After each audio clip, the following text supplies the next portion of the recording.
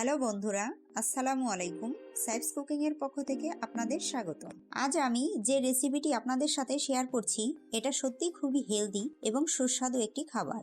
এরকম একটি খাবার বাচ্চাকে সারাদিনে একবার খাওয়ালেই সারাদিনের পুষ্টির চাহিদা অনেকটাই পূরণ করবে, কারণ এটি একটি হাই ক্যালোরিযুক্ত খাবার। চলুন তাহলে দেরি না করে শুরু করি আজকের রেসিপি সাবুদানার পায়েস। সাবুদানার পায়েসের জন্য যা লাগছে দেখিয়ে দিচ্ছি। প্রথমেই গাজর কুচি কুচি করে কেটে নিয়েছি। যেসব বাচ্চারা খাবারে এভাবে কুচি কুচি করে গাজর দিলে খেতে পারে না, তারা ইচ্ছে করলে ব্লেন্ড করে দিতে পারে। এরপরেই নিয়েছি 3 ধরনের বাদাম এবং কিশমিশ। এগুলো আমি একটু পানিতে ভিজিয়ে রেখেছি যাতে বাদামের খোসা খুব সহজেই তোলা যায়। আমি নিয়েছি কাঠবাদাম, পেস্তা বাদাম এবং চীনা বাদাম। আপনারা ইচ্ছে করলে যে কোনো এক ধরনের বাদামই দিতে পারেন। আর নিয়েছি 1 কাপ গরুর দুধ। আপনারা যারা বাচ্চাকে ফর্মুলা দুধ দিয়ে খাওয়ান তারা গরুর দুধের পরিবর্তে পানি দিয়ে রান্না করে পরে ফর্মুলা দুধ মিশিয়ে নিতে পারেন। এরপর নিয়েছি আমি সাগু।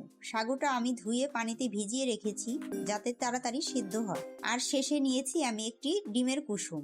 এখানে ডিমের শুধু কুসুমটাই নিতে হবে, সাদা অংশটা নেওয়া যাবে না। আপনারা ইচ্ছে করলে ডিমটা স্কিপ করতে পারেন। এবার চুলায় আমি একটি কড়াই বসিয়ে নিয়ে চুলার গ্যাসটা অন করে দিচ্ছি।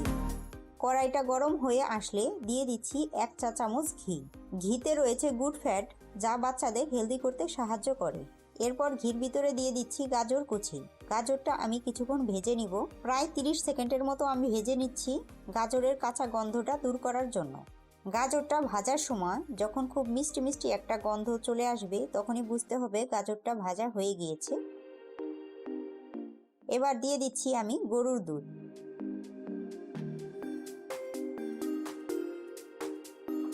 গ্লাসটা ধুয়ে আমি আরো হাফ কাপ পানি দিয়ে দিচ্ছি। দুধটা দিয়ে দিচ্ছি ভিজিয়ে রাখা সাবুদানা। সাবুদানাটা দিয়ে খুব ভালো করে একটা চামচ দিয়ে মিশিয়ে নিব। সাবুদানাটা দিয়ে বলক আসার আগ পর্যন্ত কিছুক্ষণ পর পর নেড়ে দিতে হবে, না হলে একটার সাথে আরেকটা লেগে যাবে।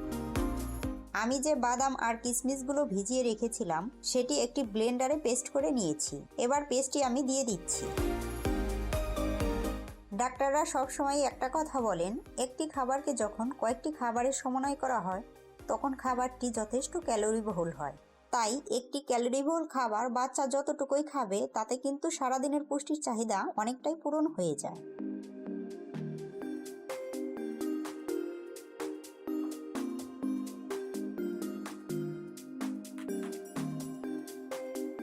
বলক চলে এসেছে। এবার আমি এর ভিতরে দিয়ে দিব ডিমের কুসুম।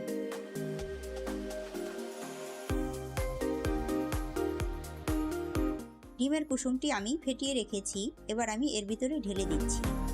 কুসুমটা ঢেলে দেওয়ার সাথে সাথে চামচ দিয়ে নেড়ে দিতে হবে, না হলে কিন্তু দলা পাকিয়ে যাবে। ডিমের গন্ধটা দূর করার জন্য দিয়ে দিচ্ছি ছোট একটি এলাচ।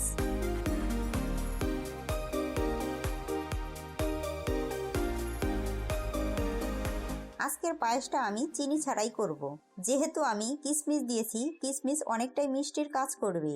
আর দিয়েছি গাজর। গাজর মিষ্টি হওয়ার কারণে এটিও অনেকটাই মিষ্টির কাজ করবে।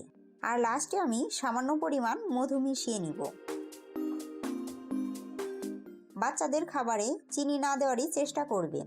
চিনির পরিবর্তে মধু, খেজুর এগুলো ব্যবহার করতে পারেন, কারণ এগুলো খুবই পুষ্টিকর খাবার। নিচে লেগে যেতে পারে, তাই কিছুক্ষণ পর পর চামচ দিয়ে নেড়ে দিতে হবে।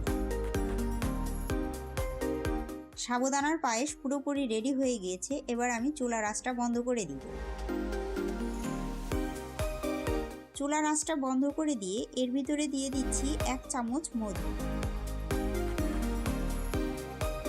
মধুটা দিয়ে ভালো করে মিশিয়ে নিয়ে একটি বাটিতে তুলে নিচ্ছি।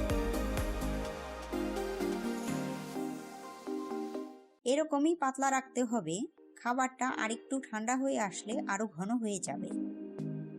এবার আমি সাবুদানার পায়েস একটি বাটিতে তুলে নিচ্ছি। দেখতেই পাচ্ছেন কতটা সুন্দর এবং সুস্বাদু হয়েছে। নিশ্চয়ই বেবিরা খুব মজা করে খাবে।